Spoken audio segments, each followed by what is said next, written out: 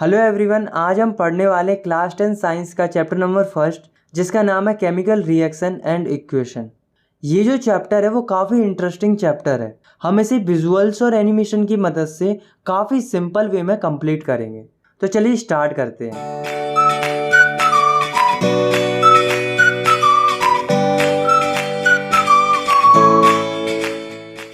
तो हमारी daily life में हमें हमारे आसपास कई सारे चेंजेस देखने को मिलते हैं, जिसमें से कुछ चेंजेस फिजिकल होते हैं और कुछ चेंजेस केमिकल होते हैं। तो चलिए समझते हैं कि फिजिकल और केमिकल चेंजेस आखिर होते क्या हैं। तो सबसे पहले हम समझते हैं कि फिजिकल चेंज क्या होते हैं। तो these are the changes which can be reversed. मतलब ये ऐसे चेंजेस होते हैं जो कि आसानी से रिवर्स हो जाते हैं। For example, freezing of water, यानी कि पानी का बर्फ में जमना।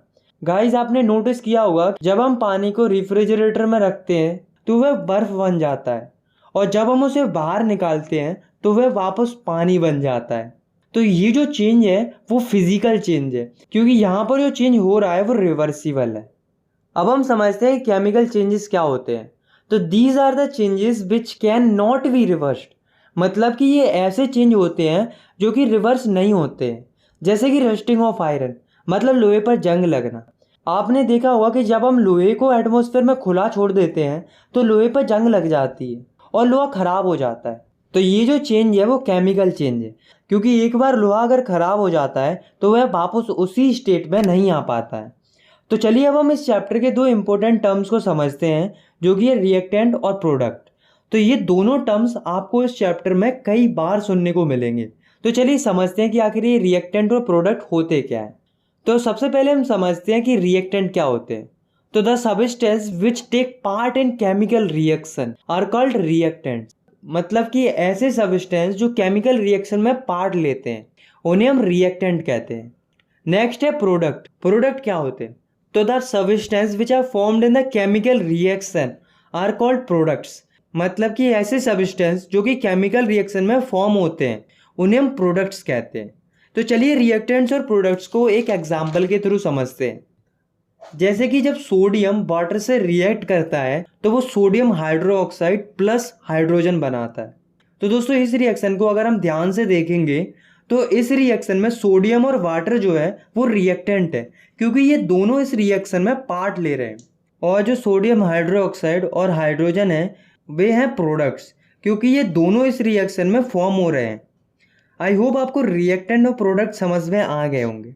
तो अब हम इस चैप्टर के पहले टॉपिक को समझते हैं, जिसका नाम है chemical reaction. So the chemical reaction is the process in which two or more substance combine to form new substance. मतलब केमिकल रिएक्शन एक ऐसी प्रोसेस होती है जिसमें दो या दो से अधिक सबस्टेंस मिलकर एक नया सबस्टेंस बनाते हैं। फॉर एग्जाम्पल, जब हाइड्रोजन और ऑक्सीजन की रिएक्शन होती है तो वाटर फॉर्म होता है। और दोस्तों, इस रिएक्शन में जो हाइड्रोजन और ऑक्सीजन है वो रिएक्टेंट है, और जो वाटर फॉर्म हो रहा है वो प्रोडक्ट है। तो आप देख सकते हो यहाँ पर दो सब्सटेंस मिलकर एक नया सब्सटेंस बना रहे हैं। तो यहाँ पर केमिकल रिएक्शन हो रही है। तो केमिकल रिएक्शन क्या होती है ये तो हमने समझ लिया। अब हम ये समझते हैं कि केमिकल रिएक्शन होती है तो हमें क्या क्या चेंजेस देखने को मिलते हैं। तो जब केमिकल रिएक्शन होती है तो हमें ये चेंजेस देखने को मिल सकते हैं। मतलब जब केमिकल रिएक्शन होती है तो हमें रिएक्शन होने से पहले और रिएक्शन होने के बाद सब्सटेंस की स्टेट में चेंजेस देखने को मिल सकते हैं। जैसे कि solid to liquid, liquid to gas और गैस टू सॉलिड। और दूसरा चेंज जो हमें देखने को मिल सकता है वो है चेंज इन कलर। मतलब केमिकल रिएक्शन के दौरान हमें रिएक्टेंट और प्रोडक्ट्स के कलर में चेंजेस देखने को मिल सकते हैं। और तीसरा जो चेंज हमें देखने को मिल सकता है वो है evolution of gas.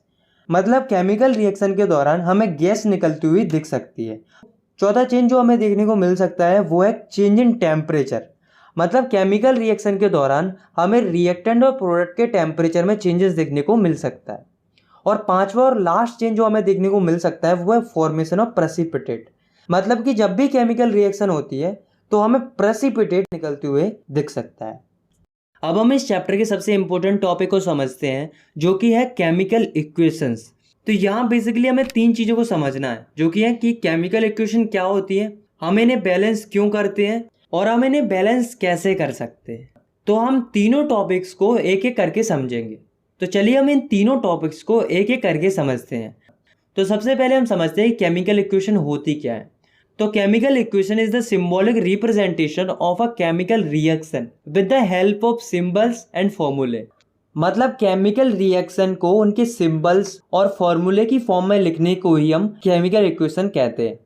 For example, methane और ऑक्सीजन जब रिएक्शन करते हैं तो वो carbon dioxide plus water form करते हैं। तो आपने देखा कि इस रिएक्शन को फॉर्मूले और सिंबल्स की फॉर्म में हमने कैसे रिप्रेजेंट कर दिए, और इसी रिप्रेजेंटेशन को हम केमिकल इक्वेशन कहते हैं। तो चलिए अब हम ये जानते हैं कि किसी भी केमिकल इक्वेशन को लिखते कैसे हैं। तो किसी भी केमिकल इक्वेशन में जो रिएक्टेंट होते हैं उन्हें हम लेफ्ट हैंड साइड पर लिखते हैं, और जो प्रोडक्ट होते हैं उन्हें हम राइट हैंड साइड पर लिखते हैं, जैसा कि आप इस रिएक्शन में देख सकते हो। तो चलिए अब हम आगे बढ़ते हैं और समझते हैं कि बैलेंस्ड केमिकल इक्वेशन क्या होती है। तो बैलेंस्ड केमिकल इक्वेशन वो इक्वेशन होती हैं जिनमें रिएक्टेंट और प्रोडक्ट्स के एलिमेंट्स के अंदर एटम का नंबर सेम होता है। तो चलिए अब हम ये समझते हैं why do we need to balance chemical equation. मतलब हमें केमिकल इक्वेशन को बैलेंस करने की ज़रूरत क्यों पड़ती है। तो हमें केमिकल इक्वेशन को बैलेंस करने की ज़रूरत इसलिए पड़ती है क्योंकि according to law of conservation of mass can neither be created or nor be destroyed during a chemical reaction. मतलब किसी भी केमिकल रिएक्शन में मास को ना ही क्रिएट किया जा सकता है और ना ही डिस्ट्रॉय किया जा सकता है।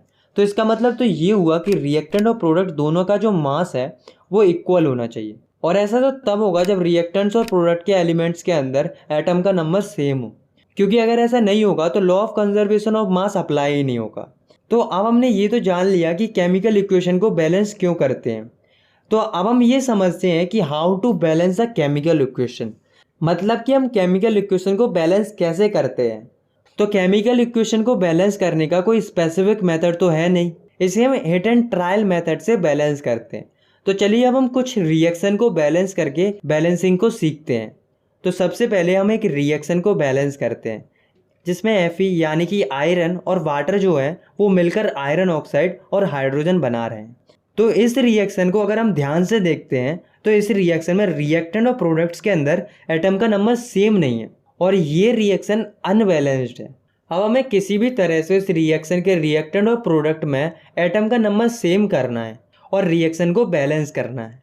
आपको ये बात याद रखना है, किसी भी केमिकल इक्वेशन में हमें जो चेंज करना होता है तो हम हर एक एलिमेंट या कंपाउंड को ब्रैकेट में बंद कर देते हैं, और जो कुछ भी मल्टीप्लाई या कोई भी चेंज करते हैं वो पूरे ब्रैकेट पर होता है, ना कि कोई पर्टिकुलर एलिमेंट पर। तो चलिए अब हम इस रिएक्शन को बैलेंस करते हैं।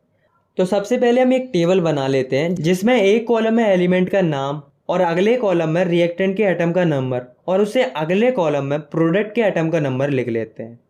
तो हम इस रिएक्शन के सभी एलिमेंट्स को एक एक करके बैलेंस कर लेते हैं। तो सबसे पहले हम देखते हैं आयरन को। तो आयरन के रिएक्टेंट में 1 और प्रोडक्ट में 3 एटम है। तो अब हमें ये देखना है कि हम किस तरह से आयरन के रिएक्टेंट और प्रोडक्ट में एटम का नंबर सेम कर सकते हैं। तो अगर हम रिएक्टेंट के आयरन जिसमें कि 1 एटम है उसमें 3 का मल्टीप्लाई कर दें तो रिएक्टेंट और प्रोडक्ट दोनों में एटम का नंबर सेम हो जाएगा और आयरन बैलेंस हो जाएगा। अब हम हाइड्रोजन को देखते हैं। तो हाइड्रोजन के रिएक्टेंट और प्रोडक्ट में पहले से ही 2 एटम है और ये तो पहले से ही बैलेंस्ड है। तो अब हम बैलेंस करते हैं ऑक्सीजन को। तो ऑक्सीजन के रिएक्टेंट में 1 और प्रोडक्ट में 4 एटम है। तो अगर हम रिएक्टेंट के ऑक्सीजन में 4 का मल्टीप्लाई कर देते हैं तो ऑक्सीजन बैलेंस हो जाएगा। लेकिन अगर हम देखें तो रिएक्टेंट में ऑक्सीजन अकेला नहीं है, वो पूरे कंपाउंड की फॉर्म में है, और जब 4 का मल्टीप्लाई करेंगे तो वो पूरे कंपाउंड पर होगा, जिसके कारण हमारा ऑक्सीजन तो बैलेंस हो जाएगा। लेकिन हाइड्रोजन जो पहले से बैलेंस था वो 4 का मल्टीप्लाई करने पर अनबैलेंस हो जाएगा और हाइड्रोजन के रिएक्टेंट में 8 एटम हो जाएंगे और प्रोडक्ट में रह जाएंगे 2 एटम। तो अगर हम प्रोडक्ट के हाइड्रोजन जिसमें 2 एटम है उसमें 4 का मल्टीप्लाई और कर देते हैं तो हाइड्रोजन भी बैलेंस हो जाएगा और दोनों रिएक्टेंट और प्रोडक्ट में 8-8 एटम हो जाएंगे। तो आप देख सकते हो कि इसी के साथ हमारी पूरी केमिकल इक्वेशन बैलेंस हो चुकी है। तो चलिए अब हम इस रिएक्शन को बैलेंस्ड तरीके से लिख लेते हैं। तो 3Fe + 4H2O gives Fe3O4 + 4H2O। तो ये तो थी थोड़ी कॉम्प्लिकेटेड रिएक्शन। अब हम देखते हैं कि हम सिंपल और छोटी केमिकल रिएक्शन को कैसे बैलेंस कर सकते हैं। तो हम कोई भी सिंपल और छोटी सी रिएक्शन लेते हैं, जैसे कि फॉर्मेशन ऑफ वाटर यानी कि पानी का बनना। तो हाइड्रोजन प्लस ऑक्सीजन मिलके पानी बनाते हैं, ये तो हम सभी लोग जानते हैं।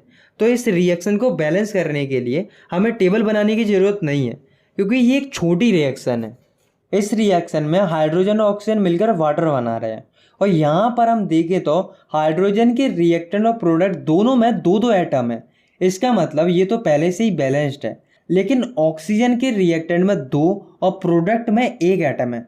तो अगर हम प्रोडक्ट में 2 का मल्टीप्लाई कर देते हैं तो ऑक्सीजन बैलेंस हो जाएगा।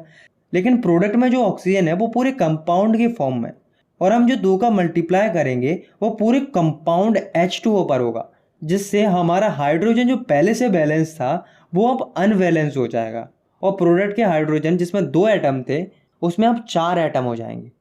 तो अगर हम हाइड्रोजन के रिएक्टेंट जिसमें 2 एटम है उसमें 2 का मल्टीप्लाई और कर देते हैं तो हाइड्रोजन भी बैलेंस हो जाएगा। तो अब हमारी ये रिएक्शन भी बैलेंस हो चुकी है। और आप जितनी ज़्यादा रिएक्शन को बैलेंस करने की प्रैक्टिस करेंगे उतनी जल्दी आप किसी भी केमिकल रिएक्शन को बैलेंस कर पाएंगे। तो अब आप केमिकल इक्वेशन को बैलेंस कैसे करते हैं ये तो सीख चुके हैं। तो चलिए अब हम अगले टॉपिक की तरफ बढ़ते हैं, जो कि है टाइप्स ऑफ केमिकल रिएक्शन। तो ये जो टॉपिक है वो भी काफ़ी इंपॉर्टेंट टॉपिक है इस चैप्टर का। तो चलिए अब हम देखते हैं कि केमिकल रिएक्शन कितने टाइप की होती हैं। तो केमिकल रिएक्शन 6 टाइप की होती हैं: combination reaction, decomposition reaction, displacement reaction, double displacement reaction, oxidation and reduction reaction, और एक्सोथर्मिक एंड एंडोथर्मिक रिएक्शन। तो चलिए अब हम इन सारी रिएक्शंस को एक एक करके समझते हैं। तो सबसे पहले हम समझते हैं पहले टाइप की केमिकल रिएक्शन को, जो कि है कॉम्बिनेशन रिएक्शन। तो the reaction in which 2 or more reactants combine to form a single product is called a combination reaction। मतलब कि ऐसी रिएक्शन जिसमें 2 या 2 से अधिक रिएक्टेंट मिलकर एक सिंगल प्रोडक्ट बनाते हैं, ऐसी रिएक्शन को हम कॉम्बिनेशन रिएक्शन कहते हैं। चलिए अब हम इस रिएक्शन के कुछ एग्जांपल्स को देखते हैं। तो पहला एग्जांपल है फॉर्मेशन ऑफ वाटर, यानी कि पानी का बनना।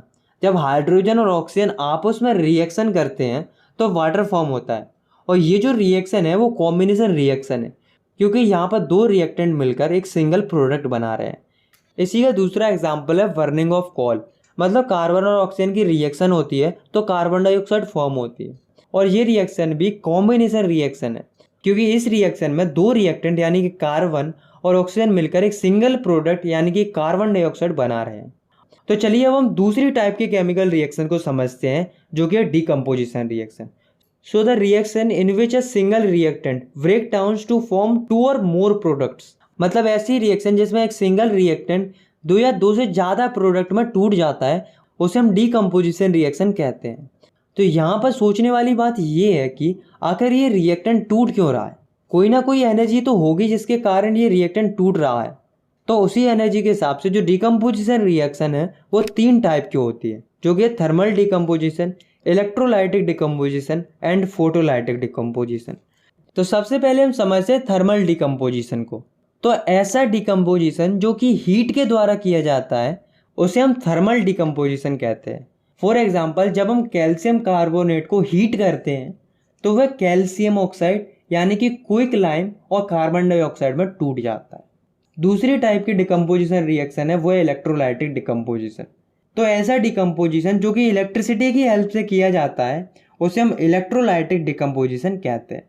जैसे कि जब हम वाटर में इलेक्ट्रिक करंट पास कराते हैं तो वह हाइड्रोजन और ऑक्सीजन 2 कंपाउंड में ब्रेक हो जाता है। तीसरे टाइप की डिकम्पोजिशन रिएक्शन है फोटोलाइटिक डिकम्पोजिशन। मतलब ऐसा डिकम्पोजिशन जो कि लाइट एनर्जी की हेल्प से किया जाता है उसे हम फोटोलाइटिक डिकम्पोजिशन कहते हैं। फॉर एग्जाम्पल, जब सिल्वर क्लोराइड के ऊपर सनलाइट पड़ती है तो वह सिल्वर और क्लोरीन में ब्रेक हो जाता है। तो चलिए अब हम आगे बढ़ते हैं और तीसरे टाइप की केमिकल रिएक्शन को समझते हैं, जो कि है डिस्प्लेसमेंट रिएक्शन। तो the reaction in which more reactive element displaces less reactive element from its compound or solution is called displacement reaction. मतलब कि ऐसी रिएक्शन जिसमें ज़्यादा रिएक्टिव एलिमेंट कम रिएक्टिव एलिमेंट को डिस्प्लेस कर देता है उसके कंपाउंड या सॉल्यूशन से, तो उसे हम डिस्प्लेसमेंट रिएक्शन कहते हैं। चलिए हम डिस्प्लेसमेंट रिएक्शन का एक एग्जांपल देखते हैं। तो जब जिंक और कॉपर सल्फाइड की रिएक्शन होती है तो जिंक जो होता है वो ज़्यादा रिएक्टिव होने के कारण कॉपर को डिस्प्लेस कर देता है और जिंक सल्फाइड बना लेता है, और कॉपर जो है वो अलग हो जाता है। चौथे टाइप की केमिकल रिएक्शन है डबल डिस्प्लेसमेंट रिएक्शन। तो the reaction in which 2 different ions और group of atom in the reactant molecules are displaced by each other is called double displacement reaction. मतलब ऐसी रिएक्शन जिसमें दो अलग अलग आयंस और एटम के ग्रुप रिएक्टेंट के मॉलिक्यूल में एक दूसरे के द्वारा डिस्प्लेस किए जाएं, तो ऐसी रिएक्शन को हम डबल डिस्प्लेसमेंट रिएक्शन कहते हैं। फॉर एग्जांपल, जब सिल्वर नाइट्रेट और सोडियम ब्रोमाइड की रिएक्शन होती है तो सोडियम जो है वो ज़्यादा रिएक्टिव होने के कारण सिल्वर की जगह ले लेता है, और जो सिल्वर जो है वो सोडियम की जगह ले लेता है, और इसके कारण जो कंपाउंड फॉर्म होते हैं वो है सिल्वर ब्रोमाइड और सोडियम नाइट्रेट। तो अब हम समझते हैं पांचवी टाइप की केमिकल रिएक्शन को, जो कि है ऑक्सीडेशन एंड रिडक्शन रिएक्शन। तो चलिए अब हम एक एक करके इन दोनों रिएक्शन को समझते हैं। तो सबसे पहले हम समझते हैं ऑक्सीडेशन रिएक्शन को। तो oxidation can be defined as the process in which oxygen is added to a substance, और the process in which hydrogen is removed from a substance, और the process in which substance loses electron.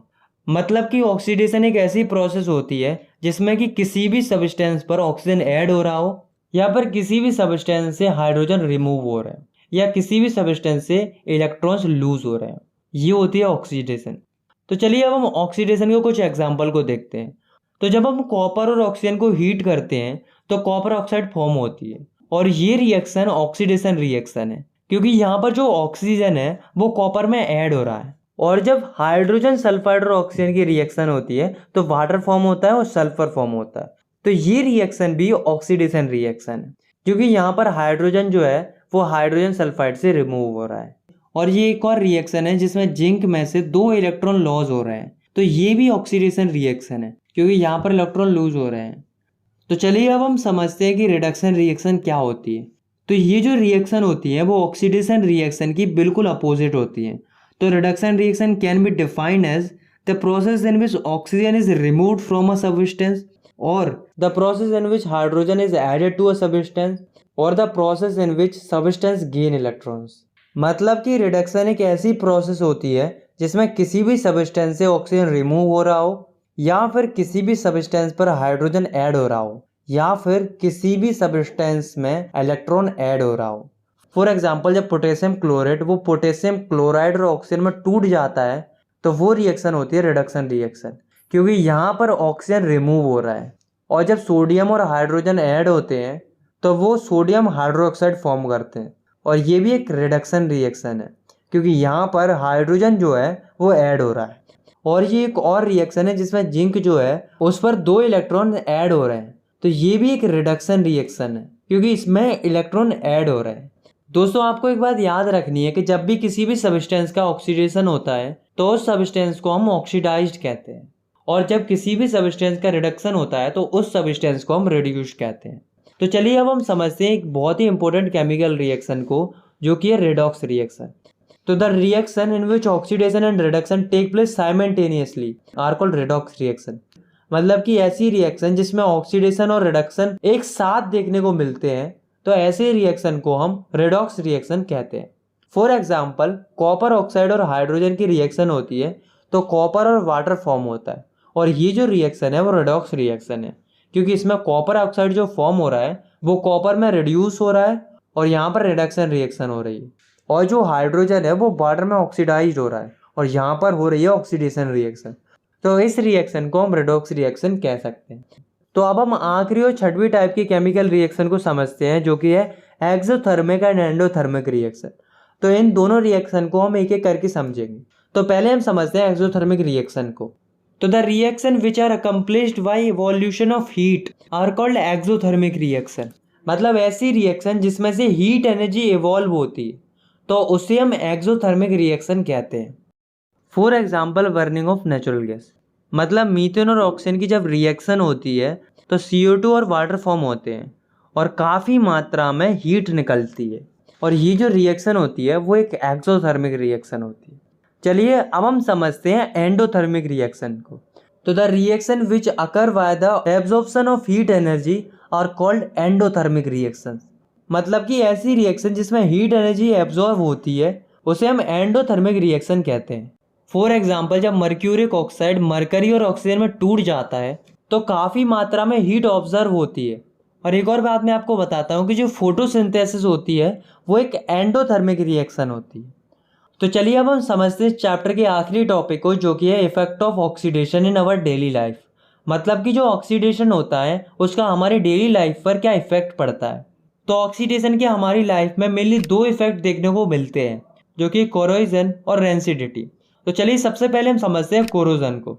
तो the phenomenon due to which metals are slowly eaten away by the reaction of air, water and other chemical present in atmosphere is called corrosion. मतलब एक ऐसा phenomena जिसमें जो metal होता है वो धीरे धीरे खराब हो जाता है जब वह एयर, वाटर या कोई और केमिकल के कांटेक्ट में थोड़े लंबे समय तक आ जाता है। जैसे कि black coating on silver and green coating on copper. मतलब सिल्वर पर जो ब्लैक कोटिंग आ जाती है और कॉपर पर जो ग्रीन कोटिंग आ जाती है, ये दोनों जो एग्जाम्पल है वो कोरोजन के एग्जाम्पल है। और अगर हम बात करें आयरन की, तो आयरन के केस में जो कोरोजन होता है उसे हम रस्टिंग ऑफ आयरन कहते हैं, जिसमें आयरन का कलर ब्राउनिश हो जाता है और वह कमजोर हो जाता है। इससे एक बात तो साफ हो जाती है कि जो कोरोजन होता है वो मेटल के लिए काफ़ी हार्मफुल साबित होता है। तो चलिए अब हम देखते हैं कि जो कोरोजन होता है उसके क्या क्या इफेक्ट पड़ते हैं। तो कोरोजन के कारण काफ़ी मात्रा में car bodies, bridges, iron railing, ships, specially जो मटेरियल जो आयरन से बने हुए होते हैं वो खराब हो जाते हैं, जिससे काफ़ी मात्रा में आयरन का नुकसान होता है। और इसी तरह से सिल्वर और कॉपर भी खराब हो जाता है। तो अब हमें ये देखना है कि क्या कोई ऐसा मेथड है जिससे हम कोरोजन से मेटल को प्रिवेंट कर सकते हैं। तो चलिए अब हम देखते हैं कि हम मेटल को कोरोजन से कैसे प्रिवेंट कर सकते हैं। तो इसके कुछ मेथड होते हैं, जैसे कि पेंटिंग। जो आयरन के ऑब्जेक्ट होते हैं अगर हम उन पर पेंट कर देते हैं तो वो डायरेक्टली एटमॉस्फेयर के कांटेक्ट में नहीं आ पाएंगे और कोरोजन से प्रिवेंट रहेंगे। और जो सिल्वर होता है उसे हम बाहरी एटमॉस्फेयर से दूर रखकर और उसकी रेगुलर क्लीनिंग कर कोरोजन से प्रिवेंट कर सकते हैं। और कॉपर को हम बेकिंग सोडा और सॉल्ट के पेस्ट बनाकर उसकी रेगुलर क्लीनिंग करके उसे भी हम कोरोजन से प्रिवेंट कर सकते हैं। और एक और बहुत ज़रूरी बात जो आपको याद रखनी है वो है कि जो एल्यूमिनियम होता है उसके केस में कोरोजन हार्मफुल नहीं होता है, बल्कि फ़ायदेमंद होता है। तो चलिए अब हम देखते हैं ऑक्सीडेशन के दूसरे इफेक्ट को, यानी कि रेंसिडिटी को। तो आइए जानते हैं कि रेंसिडिटी क्या होती है। So it is the process of slow oxidation of oil and fat present in the food material. मतलब कि ये एक ऐसी प्रोसेस होती है जिससे जो फूड मटेरियल में ऑयल और फैट प्रेजेंट होता है उसका ऑक्सीडेशन हो जाता है, जिससे फूड का टेस्ट और उसकी स्मेल खराब हो जाती है। तो आपको ये तो पता चल गया होगा कि रेंसिडिटी के कारण जो फूड मटेरियल होते हैं वो खराब हो जाते हैं।